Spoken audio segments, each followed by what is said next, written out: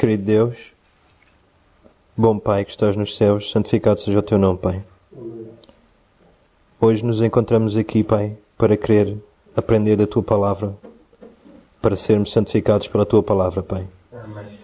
Liberdade temos nestes dias correntes, mas nós sabemos que muito em breve a liberdade será restringida, Pai, e vamos ser perseguidos.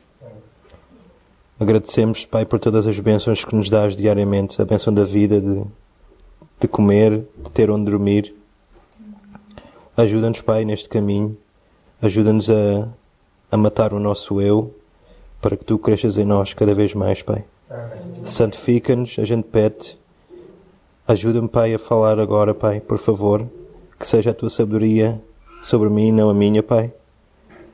Agradecemos-te. Em nome do teu Filho amado, Jesus Cristo. Amém. Amém.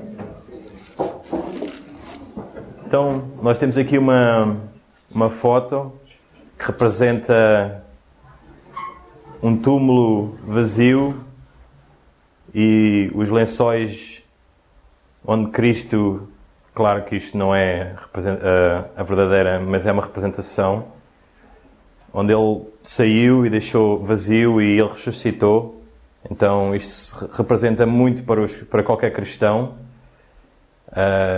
Eu diria que é quase o foco central de toda, do Velho Testamento até ao Novo Testamento, e para nós hoje em dia é um ponto do meio, quer dizer, um ponto muito importante para qualquer cristão, que é a ressurreição, mas mais importante do que isso, a vida perfeita de Cristo, e depois obviamente a ressurreição.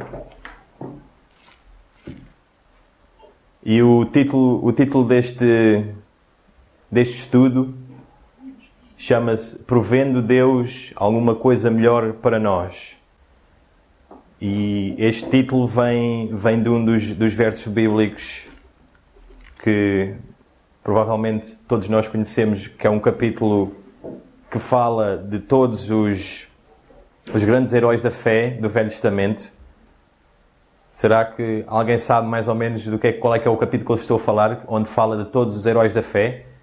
Que é um capítulo que é muito, muito conhecido normalmente por todos, onde fala de Enoque, fala de Abraão, de Moisés. É o capítulo em Hebreus 11. E nesse capítulo Paulo fala de todos os grandes heróis da fé, desde o princípio. Fala de Abel, fala de Noé, fala de Abraão, de Moisés, de vários nomes. E ele conclui esse capítulo com os versos 39 e 40 em Hebreus 11. Se formos lá para ver.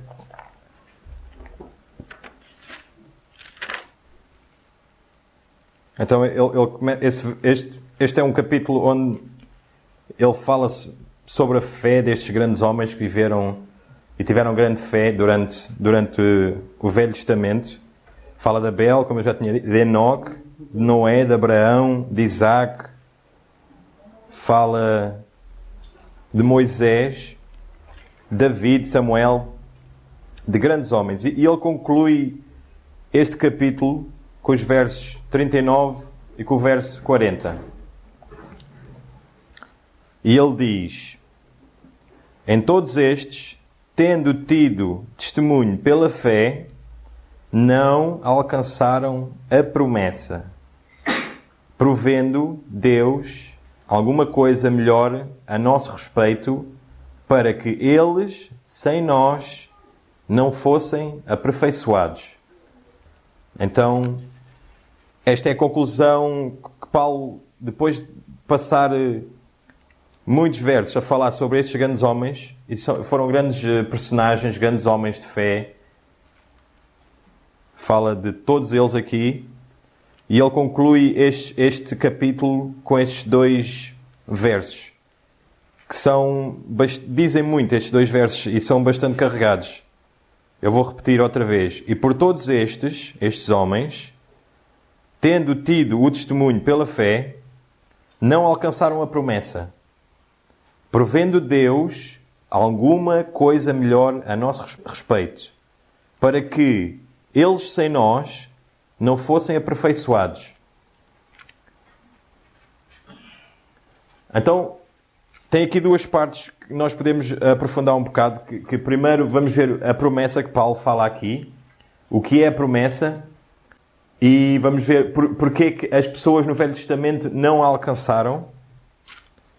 E depois, isto é mais focado no verso 39. E depois no verso 40, vamos ver a perfeição. Porque Paulo aqui também fala que eles não foram aperfeiçoados. Vamos ver o que é que Deus tem de melhor para nós também. Porque diz claramente que Deus, provendo Deus alguma coisa melhor para nós. E vamos ver porque é que eles não podem ser aperfeiçoados sem nós. Como diz o verso claramente, diz que eles sem nós não fossem aperfeiçoados. Então vamos ver o que é esta promessa que Paulo fala. Alguém tem alguma ideia do que é que possa ser esta promessa? A nova terra. A salvação e a nova terra.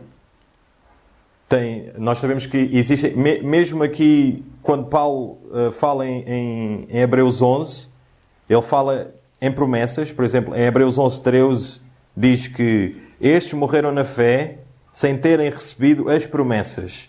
Mas ele, quando chega aqui a Hebreus 11:39, ele diz, não alcançaram a promessa.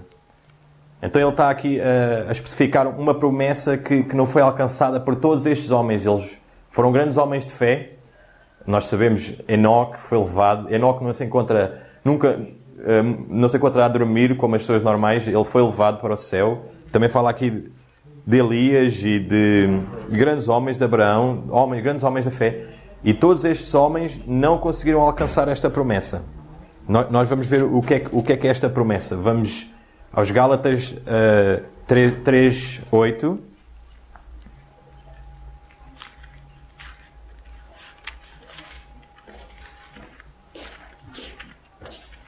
Se alguém quiser ler, chegar lá primeiro do que eu.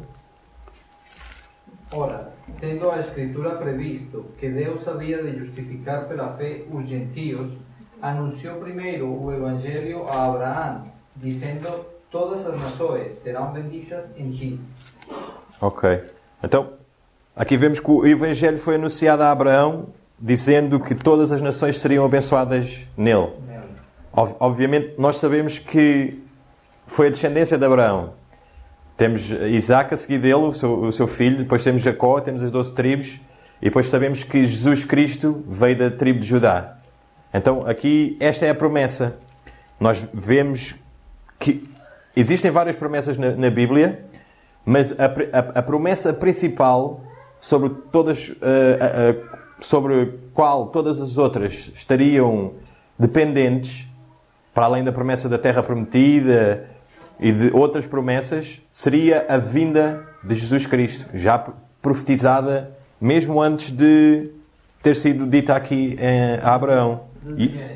Exato. E este é o Evangelho, na verdade. É a boa nova da vinda do Salvador. E também podemos ver em Mateus 1:23, que também vemos aqui um verso que também fala desta promessa.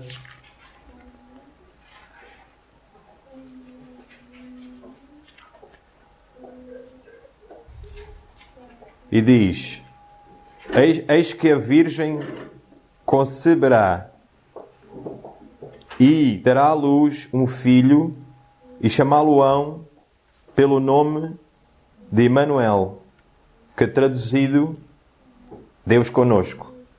Então, esta era a grande promessa que já vem desde o princípio. Nós vamos ver que já vem desde o Gênesis. Já vem esta promessa de Deus prover um Salvador para a humanidade, não é? E também podemos ver em Isaías 7:14, que é mais ou menos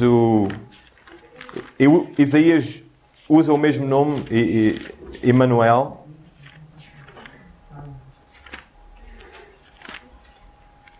Isaías 7:14. Diz, portanto, o mesmo Senhor vos dará um sinal. Eis que uma virgem conceberá e dará à luz um filho. E será o seu nome Emanuel.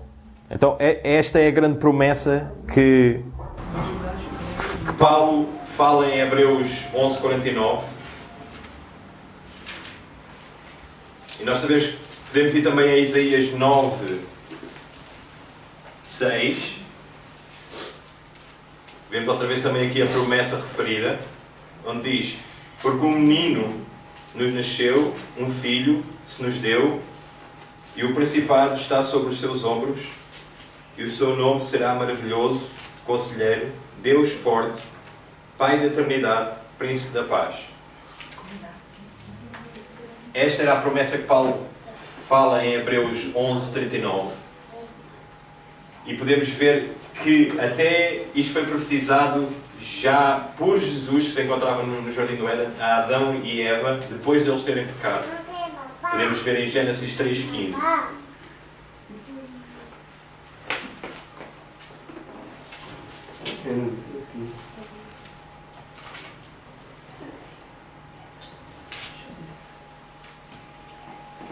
Aqui é Jesus no Jardim do Éden a falar com a serpente, e ele diz a ela: e porém inimizade entre ti e a mulher, e entre a tua semente e a sua semente. Agora as vossas traduções provavelmente dizem: esta te ferirá a cabeça e tu lhe ferirás o calcanhar. A maior parte das traduções dizem, quase todas, eu não acho que nenhuma não diga este te ferirá a cabeça, mas nós sabemos que, por exemplo, a tradução do inglês diz: este te ferirá a cabeça. Então isto é uma profecia sobre Jesus Cristo, que haveria de vir e de ferir a cabeça da serpente.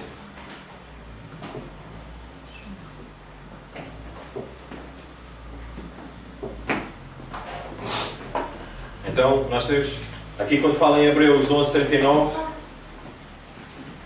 a promessa. Esta promessa era Jesus Cristo, que haveria de vir para salvar a humanidade, como já estava predito e previsto desde a fundação do mundo. E diz: e todos estes, tendo tido o testemunho pela fé, não alcançaram a promessa. Então, eles tiveram um testemunho pela fé e foram grandes homens de fé, mas eles nunca alcançaram esta promessa. Vamos a Atos 13:23. Da descendencia de este, conforme a promesa, levantó Deus a Jesús para Salvador de Israel. Ok, então lá está aqui Paulo outra vez a falar da promessa. A tal promessa que nós vemos em Hebreus 11:39. E aqui diz claramente que da descendência deste, conforme a promessa, levantou Deus Jesus para Salvador de Israel. Então esta é a promessa que Paulo fala ali em Hebreus 11:39. E nós vemos que todos estes homens foram grandes homens de fé. Eles não conseguiram alcançar esta promessa.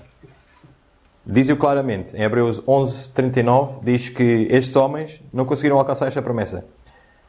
É claro que eles não conseguiram alcançar a promessa porque eles viveram no passado. Todos aqueles viviam no presente tempo, quando Jesus viveu. Daí para a frente, esses todos tiveram essa promessa. Mas como aqueles homens viveram no passado, eles nunca chegaram a concretizar a promessa.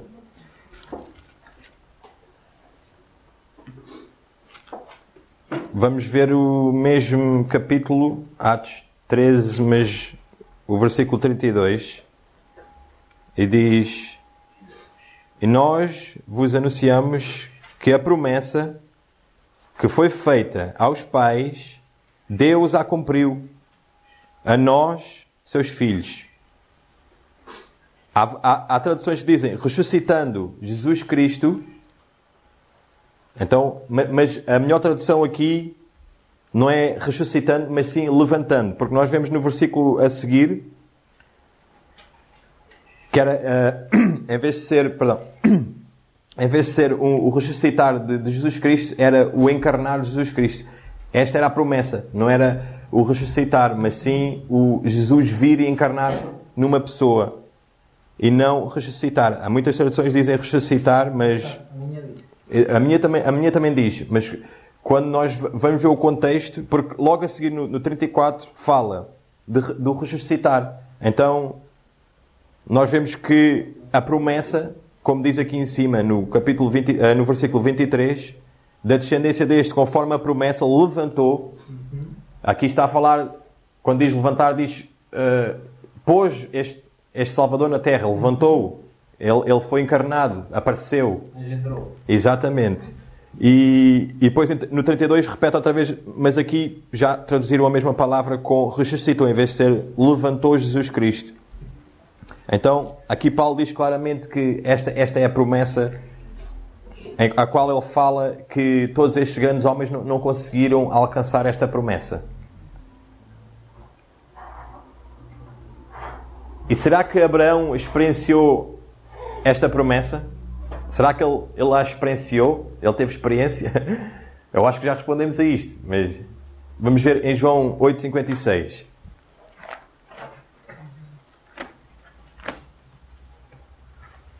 E não foi ele o único homem que desejou ver aquela promessa a realizar-se. Nós aqui neste verso, em Mateus 13:17, diz assim: porque em verdade vos digo que muitos profetas e justos desejaram ver o que vós vedes, e não o viram, e ouvir o que vós ouvis, e não o ouviram. Então,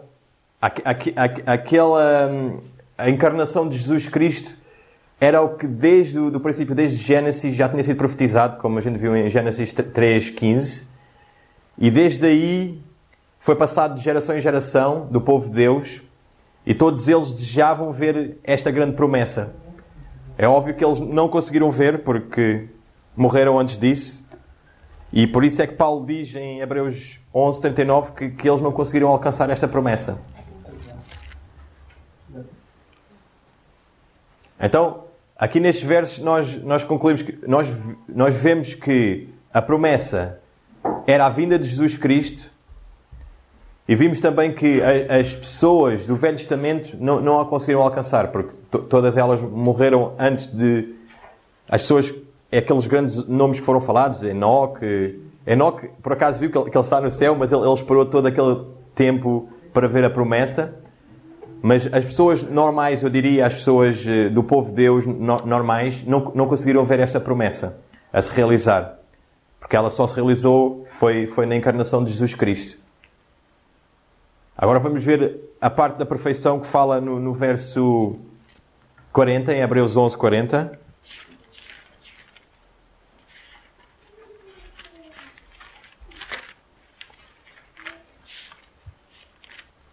E diz: provendo Deus alguma coisa melhor a nosso respeito, para que eles, sem nós, não fossem aperfeiçoados. Vamos ver o que é que Deus tem de melhor para nós, a partir daquele ponto, a partir da vinda de Jesus. Foi uma mudança, foi algo... Houve uma mudança. E porque é que eles não podem ser aperfeiçoados sem nós? Falando de todos aqueles homens que viveram. Então eu vou ler outra vez o 39 e vou ler o 40 outra vez. E por todos estes, tendo tido o testemunho pela fé, não alcançaram a promessa. Falando de todos aqueles grandes homens. E depois diz, provendo Deus alguma coisa melhor a nosso respeito, para que eles, todos aqueles grandes homens, sem nós, não fossem aperfeiçoados. Então nós, a seguir da morte de Jesus Cristo, este povo cristão, estas pessoas que creem em Jesus Cristo, temos muita importância no que... em relação... Porque ele diz claramente que eles, sem nós, não fossem aperfeiçoados. Então tem que acontecer algo em nós para que eles possam ser aperfeiçoados. E isto tem a ver com perfeição, obviamente, em nós. Para que eles possam ser aperfeiçoados, nós próprios temos que ser aperfeiçoados. Vamos ver em Hebreus 2:10 o que é que Paulo escreveu aqui.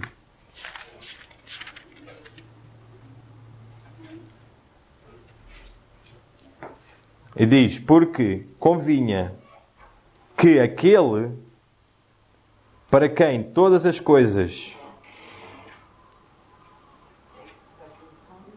para quem são todas as coisas, e mediante quem tudo existe, trazendo muitos filhos à glória, consagrasse pelas aflições o príncipe da salvação deles. A palavra consagrasse aqui não é a melhor tradução. Por exemplo, no inglês a palavra aparece aperfeiçoar-se. Jesus tinha que foi através das aflições que ele se aperfeiçoou. Então diz, aperfeiçoar-se. Eu vou ler outra vez, mas vou pôr a palavra perfeição.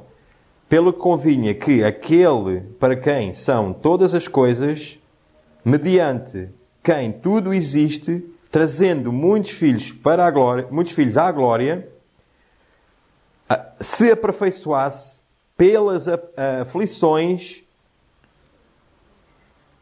e o príncipe da salvação deles.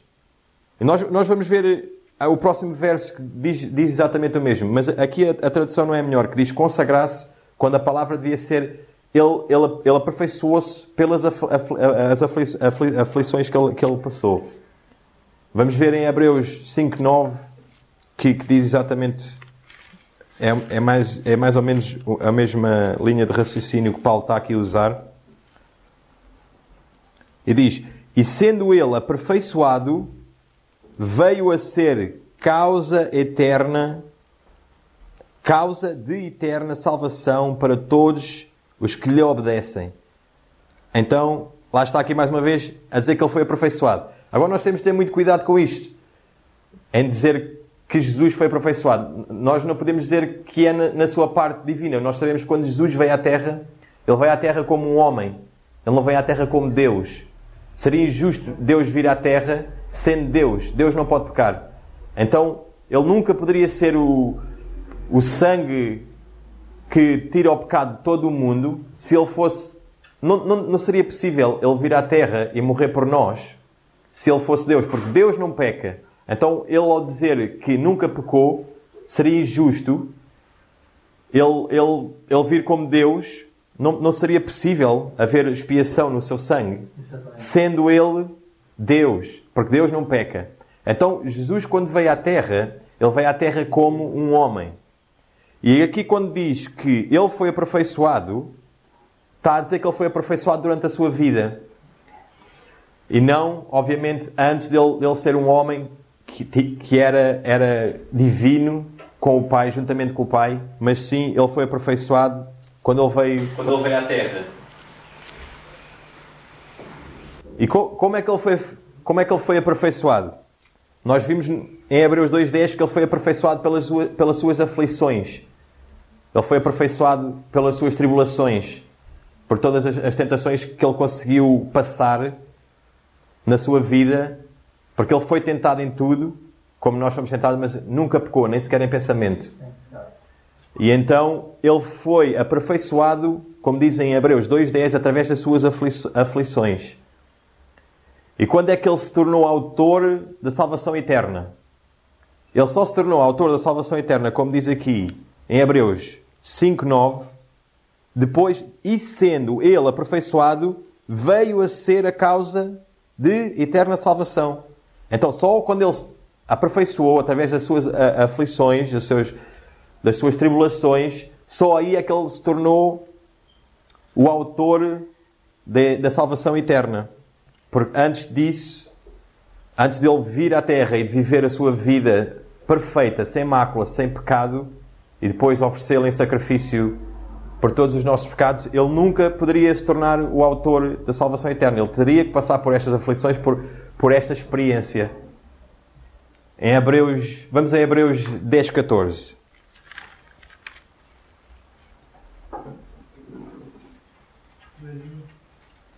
Diz, porque com uma só oblação, aperfeiçoou para sempre os que são santificados. Então, lá está outra vez o mesmo tema que Paulo está aqui a usar. Paulo usa muito a palavra aperfeiçoado, perfeição, durante aqui a sua epístola aqui aos Hebreus. E ele diz, porque com uma só oblação, um só sacrifício, ele aperfeiçoou para sempre todos os que são sacrificados. Santificado. Exatamente, santificados. Então, aqui nós vemos, temos o nascimento de Jesus, depois temos a sua morte e depois a ressurreição. E este é o espaço de tempo mais importante de toda a história. É o espaço de tempo onde Deus encarnou num homem e viveu uma vida perfeita, sem pecado, morreu na cruz, oferecendo a sua vida em sacrifício para todos os que pecam, para todos os que pecaram, para todos os pecados de todo o mundo, e ressuscitou, trazendo depois aí o reino dos céus e a eterna salvação. Vamos ver em Hebreus 12:1 o que é que diz.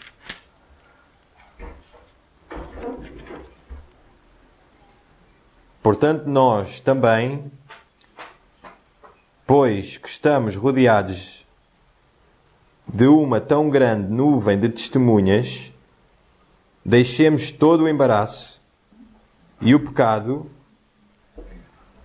que tão de perto nos rodeia e corramos com paciência a carreira que nos está proposta, olhando para Jesus, o autor e o consumador da nossa fé, o qual, pelo gozo que lhe estava proposto, suportou a cruz, desprezando a afronta, e assentou-se à destra do trono de Deus. Então, aqui está, lá está, aqui neste espaço, nesta vida que Jesus viveu, ele foi o autor e o consumador da nossa fé. Porque nós sabemos que em Apocalipse fala que os santos guardam os mandamentos de Deus e têm a fé de Jesus Cristo. E esta é a sua experiência que ele passou nesta terra.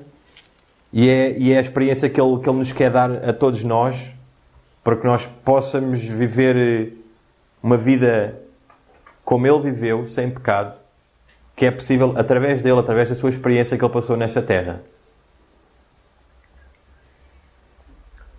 Este tipo de perfeição não estava disponível antes de ele, Jesus, ter sido afligido e tornar-se perfeito. Então, até aqui à cruz, até à vinda de Jesus, até ele ressuscitar, antes disso, todos aqueles homens, por isso é que Paulo diz que eles não alcançaram a promessa e também não alcançaram o tipo de poder que está disponível para nós neste dia. Em Hebreus 7:19, vamos lá ver o que é que diz em Hebreus 7:19. Pois a lei nenhuma coisa aperfeiçoou, e, desta sorte, é introduzida uma melhor esperança, pela qual chegamos a Deus. Então, aqui diz a lei nenhuma coisa aperfeiçoou, e então Paulo introduz uma melhor esperança, apresentando a vida de Jesus Cristo, e diz que é por esta melhor esperança que nós podemos nos chegar a Deus.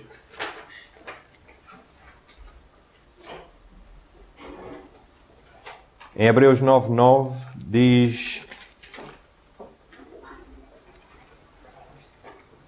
que é uma alegoria para o tempo presente em que se oferecem dons e sacrifícios que, quanto à consciência, não podem aperfeiçoar aquele que faz o serviço. Então lá está, outra vez aqui, aquele ritual de fazer os sacrifícios e todo aquele ritual que havia e que ainda existe hoje em dia na igreja, isso nunca consegue aperfeiçoar ninguém, nunca consegue aperfeiçoar nenhuma pessoa, mas o que consegue aperfeiçoar uma pessoa é a vida de Jesus Cristo e nós termos fé nele, a fé dele, e assim seremos aperfeiçoados pela vida de Jesus Cristo que ele passou e experienciou, e ele pode nos dar essa experiência a nós, e assim seremos purificados, não por algum tipo de ritual de irmos à igreja ou de fazermos algum tipo de rito. Em Hebreus 10:1 também diz: porque tendo a lei a sombra dos bens futuros e não a imagem exata das coisas, nunca, pelos mesmos sacrifícios que continuamente se oferecem cada ano, poderá aperfeiçoar os que a eles se chegam.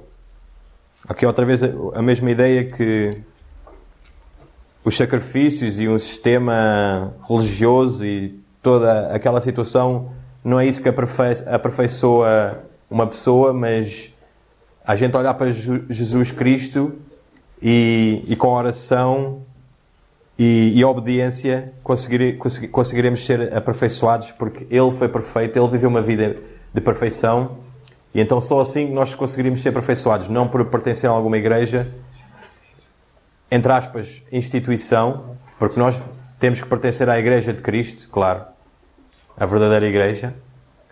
Existe uma perfeição agora disponível para nós que antes da ressurreição de Jesus Cristo não estava disponível. Antes de Jesus vir à Terra, nunca ninguém viveu como Jesus. Sem pecar, nem sequer por pensamento. Jesus nunca pecou, nem sequer por pensamento. A irmã White, há uma passagem que a irmã White fala que...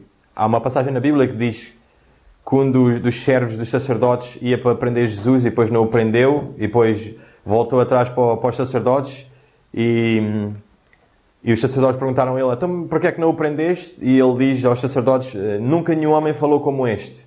E a irmã White faz um comentário dizendo que nunca nenhum homem falou como este, porque nunca nenhum homem viveu como este. Nunca nenhum homem viveu como Jesus Cristo. Ele foi nunca houve nada igual. E ele, mais uma vez eu vou frisar, ele era um homem, ele não era Deus. Mesmo dentro da nossa denominação, ouvimos os doutores e os teólogos e os pastores a dizerem que Jesus veio com uma natureza igual à que Adão tinha antes de pecar. Isso é um erro muito grave, e daí não conseguimos olhar para Jesus como ele sendo igual a nós, ter passado pela mesma experiência, as mesmas tentações, e ter conseguido vencer elas, e através disso nós também termos esperança através dele e pedirmos a ele para nos dar a sua experiência de vida. Ele ofereceu a sua vida sem pecado.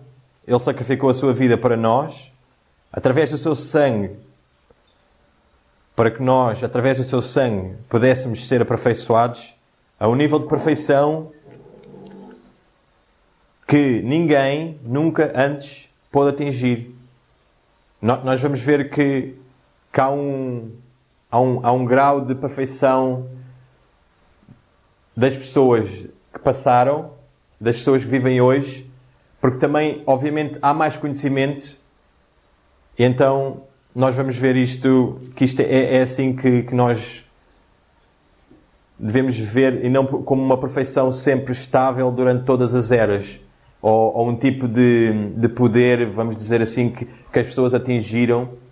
Nós vamos ver que para nós, nestes dias de hoje em dia, há algo melhor do que houve anteriormente.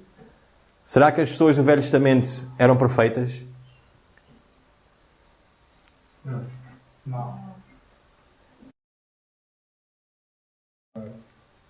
Eu poderia dizer que eram perfeitas e não eram perfeitas. Porque no Velho Testamento, durante aquela era, elas eram perfeitas dentro da sua esfera, mas não tinham o tipo de perfeição que talvez Deus exija hoje de nós. Então, vamos a Mateus ver o que é que Jesus... Acho que ele está aqui a falar de uma parábola em Mateus 5,48.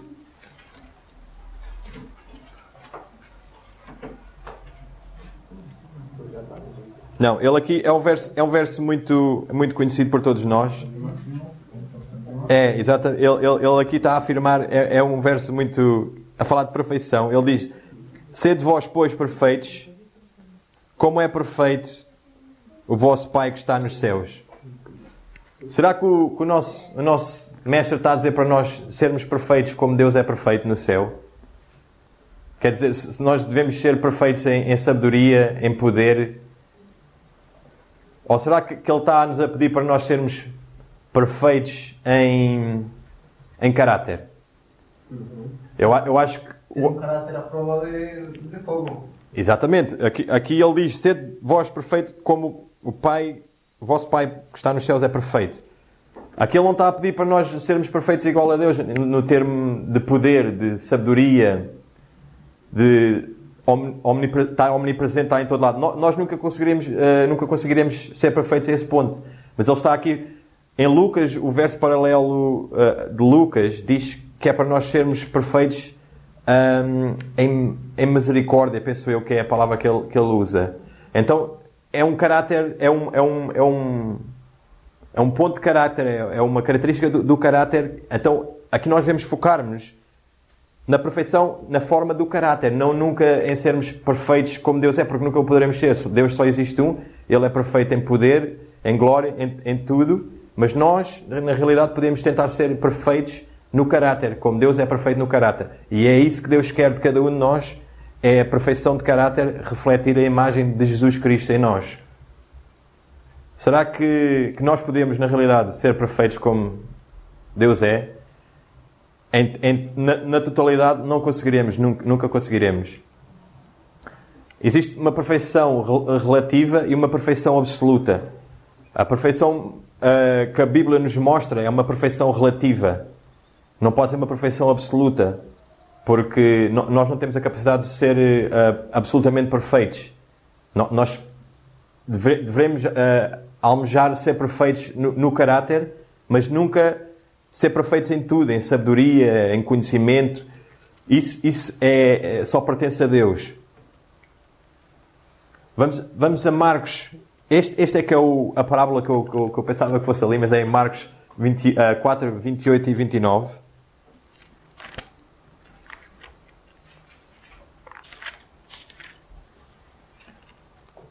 Marcos 4, 28 e 29. Está a falar de uma parábola e Jesus diz: porque a terra por si mesma frutificará primeiro a erva, depois a espiga e por último o grão cheio na espiga. Então, há aqui um progresso. Há aqui um progresso aqui, tal como é na semente ou nas plantas. Jesus usou muitas vezes a forma do lavrador e dos pastores e de regar e de fazer crescer as plantas e tudo isso. E aqui nós vemos a mesma coisa. E podemos usar esta parábola de Jesus para ver que isto, também podemos pôr isto na linha do tempo. E nas nossas próprias vidas também, claro. Porque isto é um aglomerar, é um crescendo. Não é a gente consagramos, quer dizer, conhecemos Cristo e estamos... Não, nós vamos sendo aperfeiçoados. É uma escala, exatamente. Vamos indo de grau a grau, vamos subindo. E tal como aqui vemos aqui a parábola que diz, tem a erva, depois a espiga, e depois tem o grão cheio na espiga, e depois também diz que vem a ceifa. E nisto também podemos fazer um paralelo com a linha do tempo. E será que a erva não é perfeita quando é uma erva? Será que ela não é perfeita quando é uma simples erva? Quando começa o seu estágio, é só uma erva. E será que a espiga também não é perfeita quando chega à espiga? E será que o grão... Todos eles são perfeitos, mas é no seu estágio. Todos eles têm... Quando a erva é erva, ela é perfeita como erva. E quando é espiga é perfeita. Mas uma erva não é um grão cheio, porque aqui está pronto para ser ceifado. Enquanto a erva não pode ser, nem a espiga, nenhuma destas pode ser. Então há diferentes estágios. Este, obviamente, é melhor, porque é o propósito do princípio. Isto, a consequência vai ser isto, vai ser o alimento para comer. Mas esta é melhor do que esta, mas esta é perfeita, esta também é perfeita. São todas perfeitas no seu estágio, mas uma não pode ser outra. Então, é este tipo... Lá está, aqui temos uma linha a crescer, como se fosse uma linha de conhecimento e de perfeição e de sabedoria que vai crescendo durante os tempos. Em João 12, 24... Vamos até João 12, 24.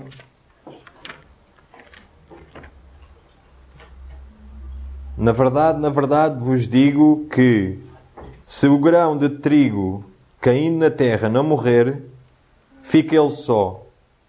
Mas se morrer, dá muito fruto. Então, este verso, obviamente, está a falar de Jesus Cristo e que ele teria que morrer para que pudesse trazer muito fruto e que sem a morte dele, este fruto nunca conseguiria chegar ao grão cheio na espiga. Sem que Jesus tivesse morrido, não seria possível. E esse verso poderia se aplicar também para nós. Se não sou eu, não morrer, Obviamente. nunca vamos levar bons frutos. Também. Se não nos convertêssemos em uma boa árvore, não vamos dar bons frutos. Claro. Não, na palavra, as aplicações, tanto em profecia como em alegorias ou histórias, tem sempre várias aplicações que podem ser dadas. Eu dei esta aplicação aqui em João 12, 24, mas o que estás a dizer, irmão, é completamente certo. Nós temos que morrer para nós mesmos para que nós possamos trazer mais frutos. Quer dizer, se nós morrermos e nos convertermos, certamente, e as pessoas veem o nosso exemplo e nós também vamos e tentamos evangelizar as pessoas e trazer frutos para o reino de Deus. Em Lucas 12, 42 ao 48,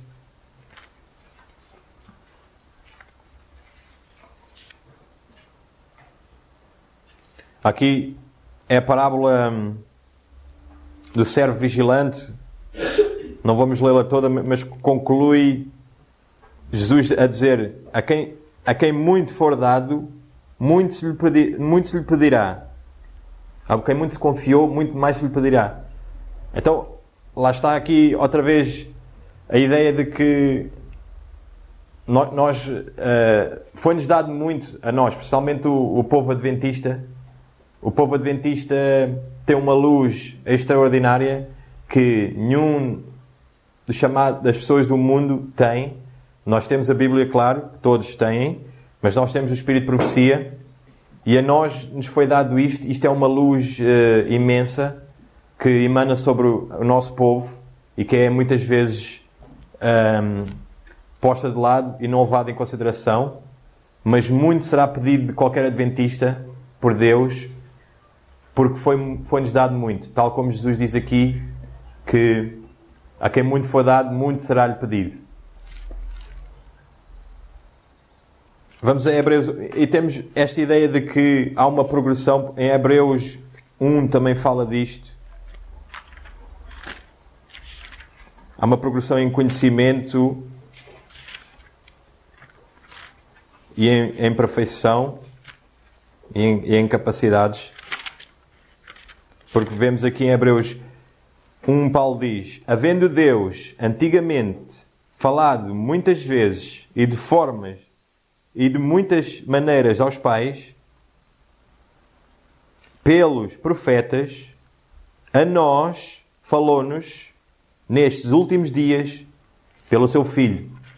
Então qual é que é mais capaz? Será os profetas ou será o seu Filho de Deus?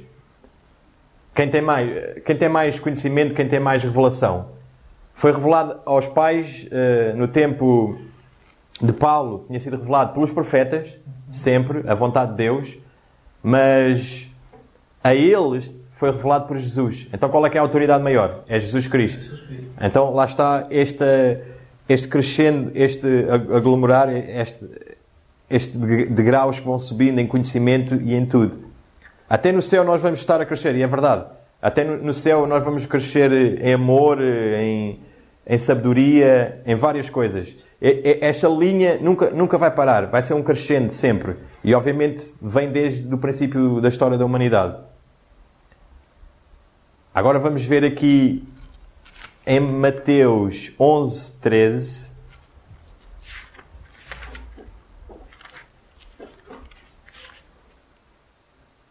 Diz assim, está a falar de João Batista. Porque todos os profetas e a lei profetizaram até João. Isto aqui, os evangélicos gostam de pegar nisto para dizer que a lei não existe.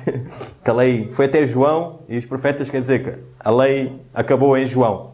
Mas Jesus simplesmente está aqui a pôr um marco, um pino, que houve algo que se passou até João.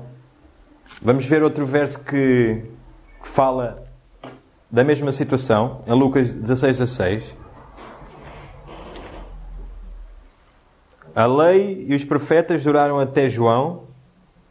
Desde então é anunciado o reino de Deus e todo o homem emprega força para entrar nele.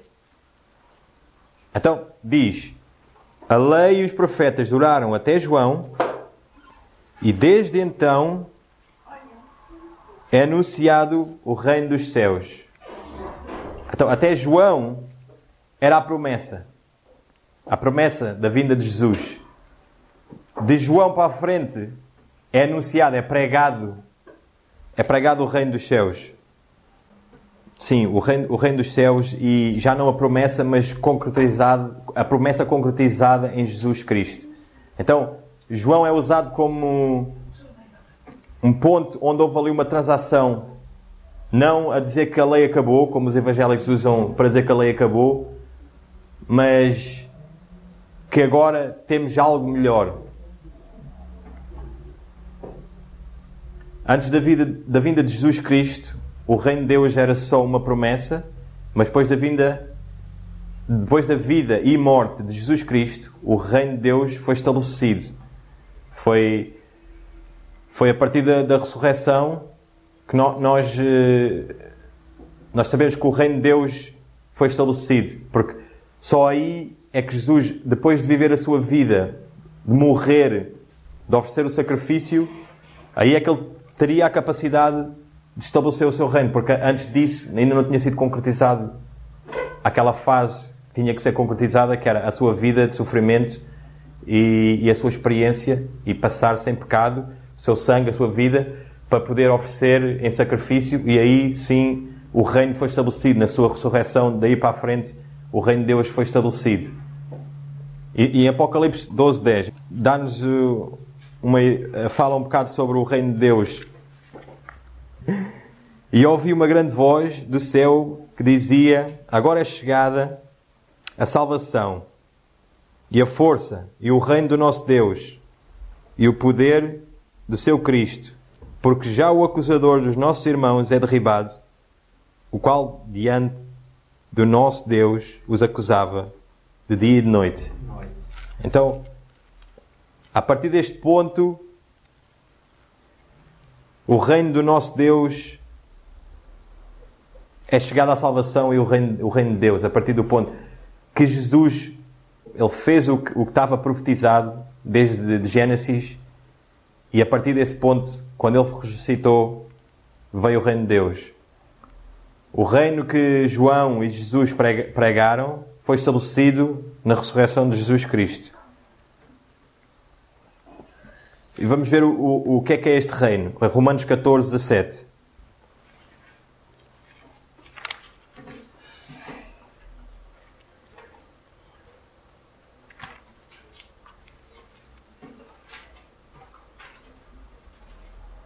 Porque o reino de Deus não é comida nem bebida, mas justiça e a paz e a alegria no Espírito Santo.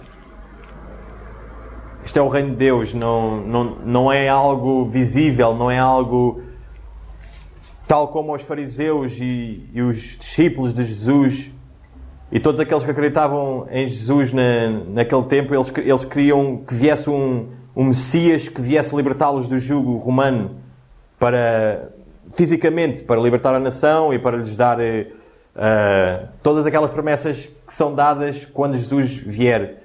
Uma nova terra e não haverá mais choro nem pranto. Então eles aplicavam todas estas profecias na primeira vinda de Jesus.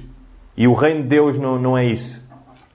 O reino de Deus não é comida nem bebida nem algo físico. E diz em Lucas 17:20 também fala do que é o reino de Deus.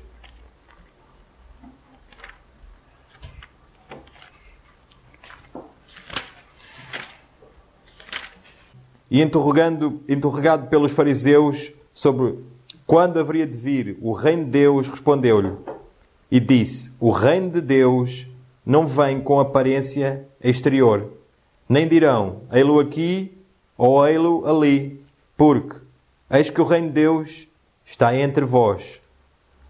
Jesus aqui é bem claro, diz que o reino de Deus não seria algo que a gente conseguisse ver exteriormente.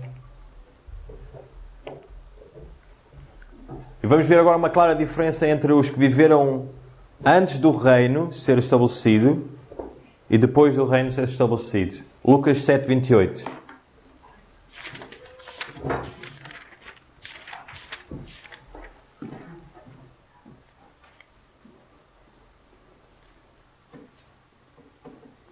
E Jesus diz assim: e eu vos digo que entre os nascidos de mulheres não há maior profeta que João Batista, mas o menor no reino de Deus é maior que ele. Isto é um verso, pode, para certas pessoas, mas aqui a conclusão que a gente pode tirar é assim: até João Batista o reino não tinha sido estabelecido. E Jesus diz claramente que João Batista, maior que qualquer outro homem que tenha existido, nem Enoque, nem Moisés, nem Elias, nem nenhum deles. João Batista é o maior dos homens nascidos por mulher, diz Jesus. E ele diz que qualquer um dos menores do reino de Deus é maior que ele. Então, aqui há uma clara diferença de quando Jesus diz isto, ele simplesmente está a dizer que João Batista tinha uma capacidade, mas ele nunca poderá ter o menor do reino dos céus que foi estabelecido depois da ressurreição de Jesus Cristo. O menor deles é maior que João Batista.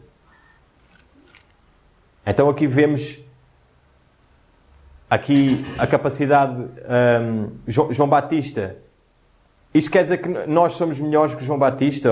Não, aqui ninguém é melhor do que ninguém, mas a nós, por causa que Jesus viveu uma vida perfeita, sem pecado, e morreu e ressuscitou por nós, a partir da ressurreição, temos uma outra disponibilidade com Jesus, uma outra capacidade, um outro poder que João Batista não conseguiria ter no seu tempo. E João Batista foi o maior de todos os profetas, nascido de mulher, mas o menor, a partir da ressurreição para a frente, o menor do reino de Deus, que foi quando foi estabelecido o reino de Deus, o menor destes será maior do que João Batista. Será que Deus é injusto porque nós estamos a dizer que um é maior que o outro? Ou que estes aqui não tiveram as mesmas vantagens que nós temos porque Jesus morreu e nós agora temos uma outra fonte de poder, ou diria, uma capacidade maior de nos aperfeiçoarmos do que estes daqui? Não, Deus não é injusto de maneira nenhuma. Nós também vemos na parábola da 1/10 hora, em Mateus 20:1-16, onde Jesus está a contar uma parábola e diz que o dono do campo, vem de manhã e pega umas certas pessoas e leva para o campo e depois vem a uma outra hora, pega em mais pessoas e leva outra vez para o campo. E depois há os últimos que trabalham muito pouco, e depois eles vêm dizer, os que trabalharam desde manhã vêm dizer que seria injusto, porque é que o dono da terra estaria a pagar mais, ou o mesmo, aos que trabalharam só 1 hora ou 2 e os outros todos tinham trabalhado o dia inteiro e iam receber. E Jesus disse que o dono da terra diz só: o que é com vocês, o que é que eu faço com o meu dinheiro? Para nós, a nossa justiça não é a mesma justiça que a justiça de Deus. Nós não podemos dizer... Para nós pode parecer injusto, mas para Deus não é injusto. Nós não podemos perceber a justiça ou o que é a justiça para Deus. E temos que ter cuidado, como eu já disse, quando nós dizemos que um é melhor do que o outro. Aqui Jesus diz claramente que os que são do reino de Deus serão maiores. O menor do reino de Deus será maior do que João Batista.